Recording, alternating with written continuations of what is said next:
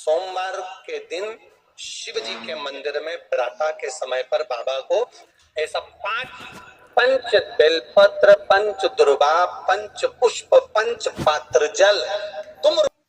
ये तुमरू का नाम कोई साधारण नाम नहीं है।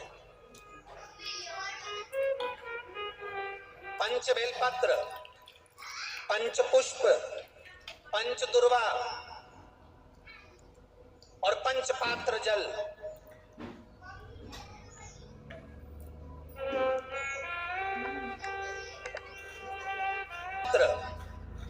पंच पुष्प, पंच दुर्वा और पंच पात्र जल।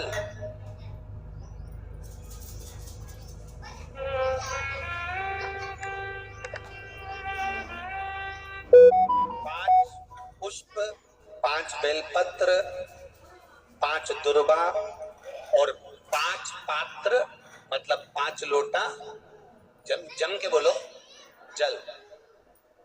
ये कोई साधारण नहीं। पंच बेलपत्र के साथ, पंच पुष्प के साथ, पंच दुर्वा के साथ, पंच पात्र जल के साथ, ये सहजता नहीं है।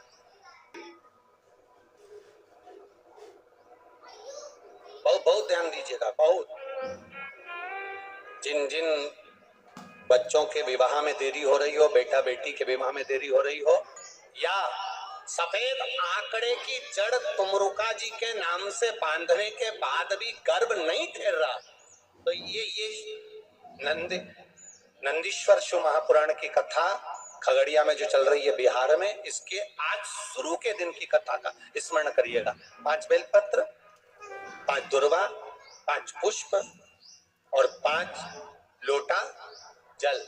सोमवार के दिन शिव जी के मंदिर में प्रातः के समय पर बाबा को 1 बेलपत्र, 1 दुर्वा, 1 पुष्प, 1 लोटा जल समर्पित कर थोड़ी देर रोककर श्री शिवाय नमस्तुभ्यम या पंचाक्षर मंत्र ओम नमः शिवाय स्मरण कर महामृत्युंजय मंत्र का स्मरण कर फिर बेलपत्र, फिर दुर्वा, फिर पुष्प, फिर जल, ऐसा 5 पंच बेलपत्र, पंच दुर्वा, पंच पुष्प, पंच पात्र जल तुमरुका जी का नाम लेकर समर्पित कर उस जल का आचमन करिए।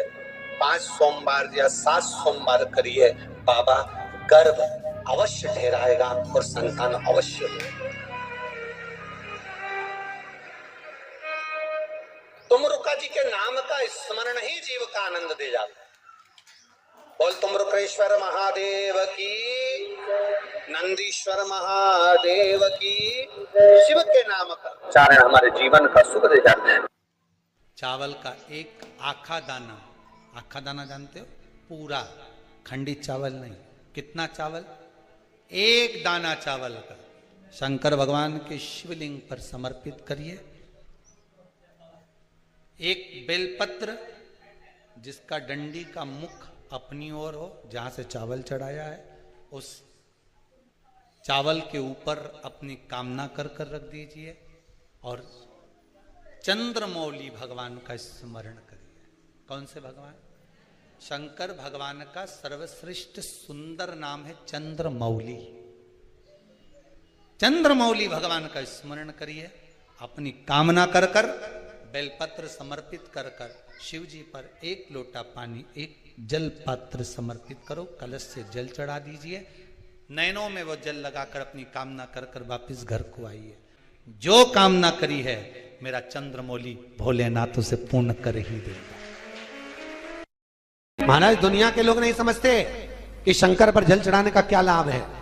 शिव महापुराण कहती है, अगर एक दिन शिव महापुराण की कथा कहती है सोमवार के दिन भगवान शंकर को अगर जल चढ़ाया जाता है तो घर में तेज लक्ष्मी प्राप्त होती है। क्या मिलती है?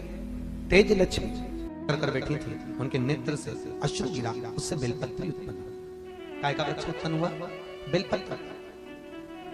पूरी दुनिया में केवल एक बेलपत्र का वृक्ष कैसा होता है जिस वृक्ष के नीचे माता लक्ष्मी शाम के समय पर बुआरी लगाने के लिए जाती है, झाड़ू लगाने। बेलपत्री के पेड़ पर बेलपत्र का वृक्ष जिसके यहाँ लक्ष्मी नहीं टिकती हो, पैसा घर में नहीं आता हो, बहुत चिंता लगी रहती हो, लक्ष्मी से जुड़ी हुई, व्यापार से जुड़ी हुई, पैसा आ ही नहीं गया, बहुत मेहनत कर रहे हो। सोमवार की सोमवार 5 सोमवार बेलपत्री के पेड़ के नीचे एक घी का दिया लगाना चालू कर दीजिए। शाम के साथ थोड़ी सी मिट्टी बेलपत्री के पेड़ के नीचे की उठा कर लिया, घर के अंदर लाकर इतनी सी मिट्टी लाकर पटक दीजिए। 5 सोमवार करके देखो, छठे सोमवार पे करने की जरूरत नहीं पड़ेगी, व्यापार अपने आप बढ़ना चालू हो जाएगा। लक्ष्मी शाम के समय पर प्रतिदिन बेलपत्र के पेड़ के नीचे कुंवारी ला जाए। शंकर भगवान की प्रियता बेलपत्र, पहले भी कथा में कहा, आज फिर कहते हैं, जिस व्यक्ति के जीवन में धन, संपदा, वैभव, सत्ता, लक्ष्मी की थोड़ी भी कमी दिखती हो, उसको बेलपत्री के वृक्ष का पूजन चालू कर देना चाहिए। जाओ सोमवार के दिन बेलपत्र वृक्ष के नीचे जल चढ़ाकर, जल का सिंचन कर कर, उसी बेलपत्र के नीचे शाम के समय पर संध्या काल में, प्रदोष काल में भगवान देवाधिदेव महादेव गौरी शंकर का स्मरण करो। बेलपत्र की जड़ की ओर, बेलपत्र की तना की ओर, बेलपत्र के वृक्ष की ओर तुम्हारा मुख हो। कोई आसन नहीं, कोई आसन नहीं, केवल बेलपत्र के वृक्ष की ओर तुम्हारा मुख हो। जहां बेलपत्री का वृक्ष है उसके नीचे बैठकर, उसकी छाया में, उसकी ओट में पंचाक्षर मंत्र नमः शिवाय, या फिर षडाक्षर मंत्र ओम नमः शिवाय, या फिर श्री शिवाय नमस्तुभ्यम का स्मरण कर कर अपने हृदय की बात गौरी शंकर से, महादेव से कहे।